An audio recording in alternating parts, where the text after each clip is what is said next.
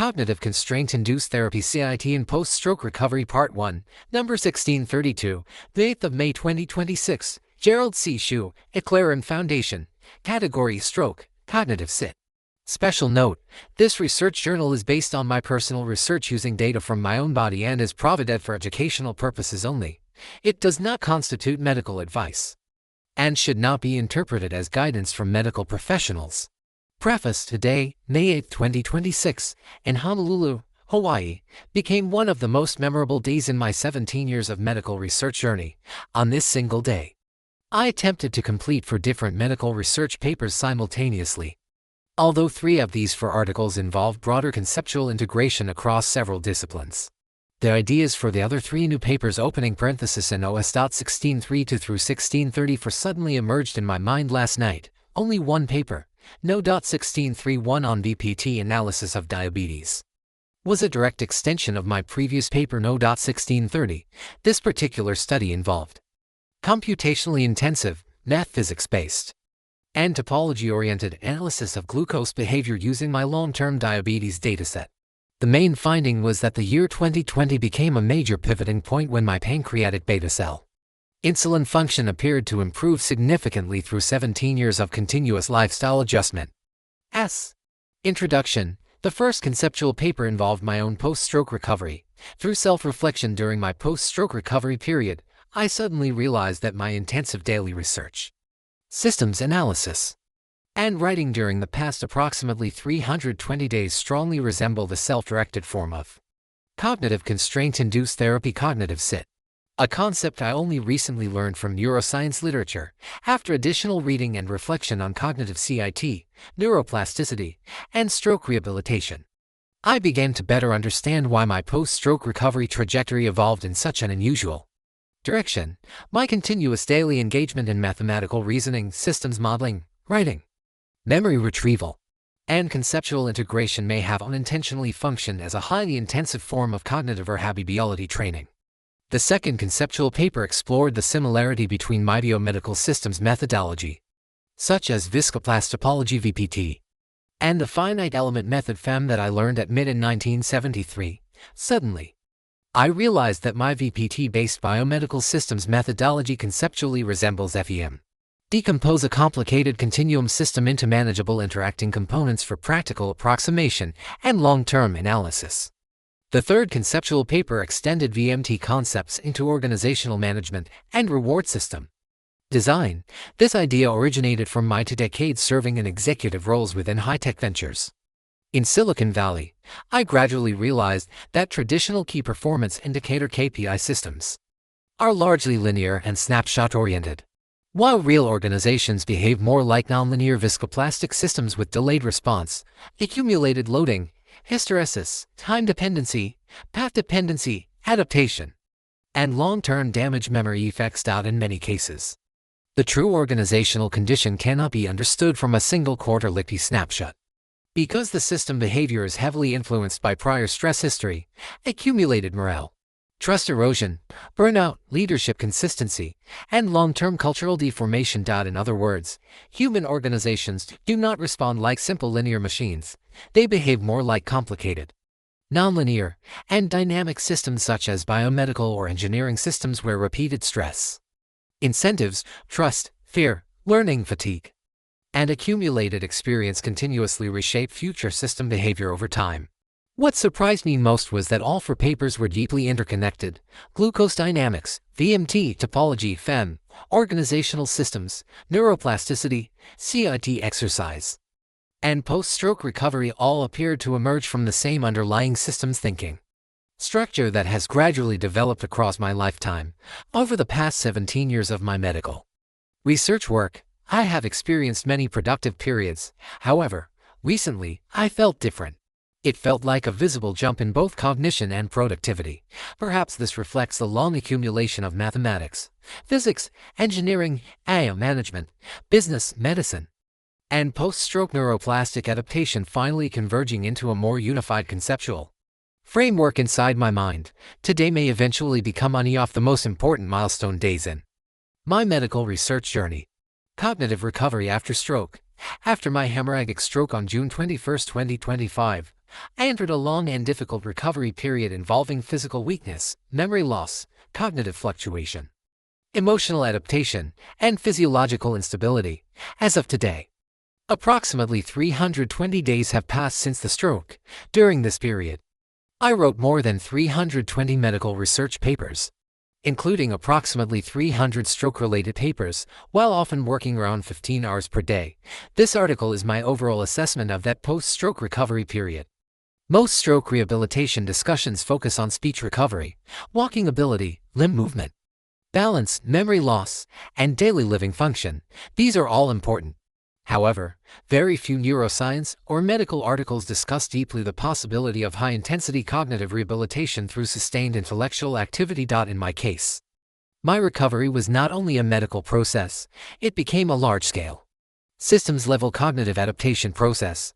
I did not passively wait for recovery. Instead, I continuously forced my brain to work through thinking, analyzing, writing, memory retrieval, graphics generation, systems analysis, geometric topology-oriented reasoning, viscoplastic energy conceptual integration, abstract and applied mathematical modeling, and various forms of scientific reasoning. In many ways, this became a form of self-directed intensive cognitive rehabilitation driven by survival, curiosity, discipline, and long-established systems thinking habits developed over 6 decades from 44 years of postgraduate studies across 12 academic disciplines. Only recently did I realize that this process strongly resembles constraint-induced therapy CIT. CIT is traditionally applied to motor rehabilitation, where patients are forced to repeatedly use weakened limbs so that the brain must reorganize and rebuild functional pathways. Several of my old college classmates have gone through this type of CIT training. Looking back now, I realize that I unintentionally applied a similar strategy to my own brain. I call this Process Cognitive Constraint-Induced Therapy, or Cognitive CIT. Cognitive CIT applied to my post-stroke brain. The core principle of CIT is simple: repeatedly force usage of weakened systems so the brain is driven to reorganize and rebuild functional pathways. In my case, I did not constrain an arm or leg. Instead, I constrained my brain away from passive decline. Whether from stroke damage or natural aging, every day I forced myself to retrieve memories, organize concepts, analyze systems, connect multidimensional ideas, construct logical structures, write papers, and repeatedly activate damaged or weakened cognitive circuits. This type of exercise is very similar to the long-term training process of either a musician or an athlete, where repeated practice continuously strengthens coordination, adaptability, memory, and functional performance over time. My daily research activity became a form of cognitive use-dependent neuroplasticity training. This may partially explain why my post-stroke recovery trajectory became relatively strong despite hemorrhagic stroke, seizures, sleep disruption, fatigue, reduced physical activities, and age-related vulnerability. The combination was unusual because the cortical activation was emotionally meaningful, intellectually demanding, repetitive, high frequency, and strongly tied to personal identity. These exercises were particularly difficult for me because writing, depending on aging eyes after my stroke, became a real physical challenge. Many rehabilitation exercises are repetitive but emotionally disconnected. They may involve mechanically simple tasks with limited meaning to the patient. My situation was very different because my research work is deeply tied to survival, curiosity, memory searching, humanitarian motivation, and lifelong personal identity. In other words, these cognitive exercises were closely tied to my emotions, personal meaning, and sense of purpose. I was not merely exercising memory, I was simultaneously activating language, executive planning, systems integration, emotional processing, visual spatial reasoning, abstraction, pattern recognition, and long-term memory retrieval. It was even connected to my hearing ability because I began using audio input and output through commercial AI tools during my post-stroke recovery process. This created a much richer and broader form of cortical activation than ordinary memory drills alone. From a neuroplasticity and systems viewpoint, repeatedly activated neural pathways tend to strengthen, while underused pathways may gradually weaken. In plain English, unused circuits decay while meaningful repeated activation promotes reconnection. Intensity of the cognitive rehabilitation. During these approximately 320 days of post-stroke recovery, I averaged nearly one research paper per day while often working approximately 15 hours daily. This created an extremely high cumulative cognitive activation load. However, I have not noticed any obvious negative influence on my overall health. Most formal rehabilitation programs operate at much lower intensity, often involving 1 to 3 hours per day, isolated tasks, and relatively short physical treatment duration. My recovery process was different. It resembled immersive full-system cognitive retraining. I did not have any knowledge or formal training regarding neuroscience prior to my stroke.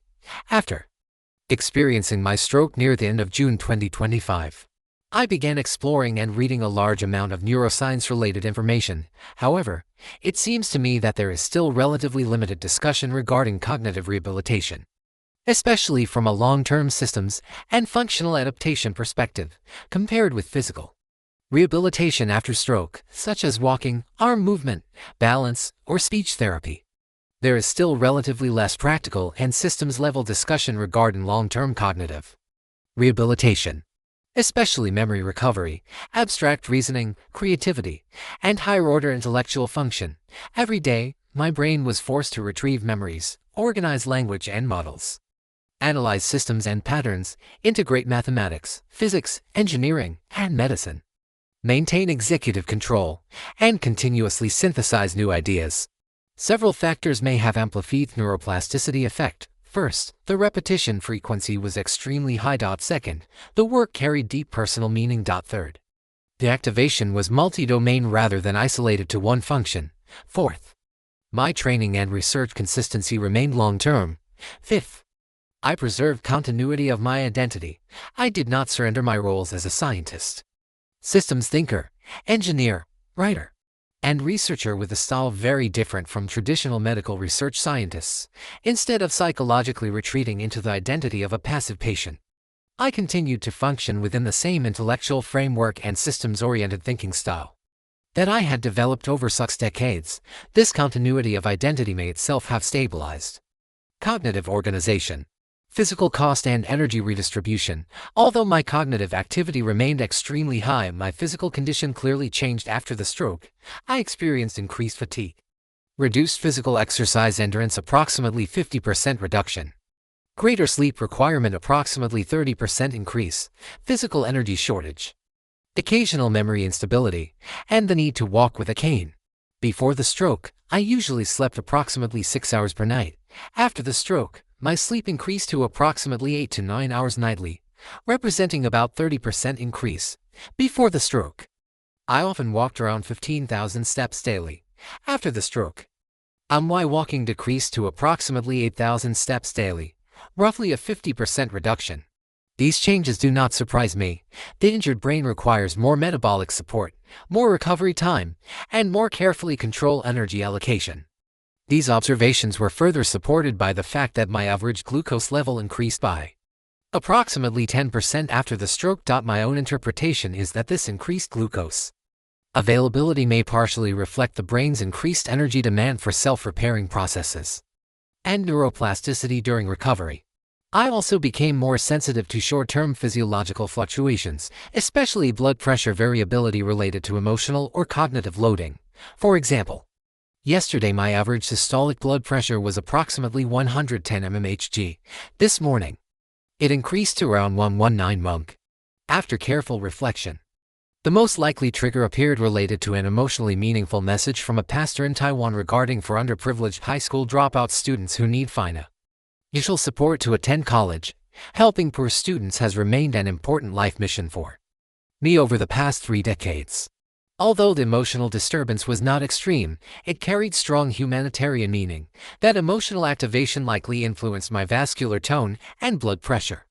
This became another reminder that the biomedical system is highly sensitive and interconnected. The body responds not only to physical stress, but also to emotionally meaningful cognitive events. This is part 1.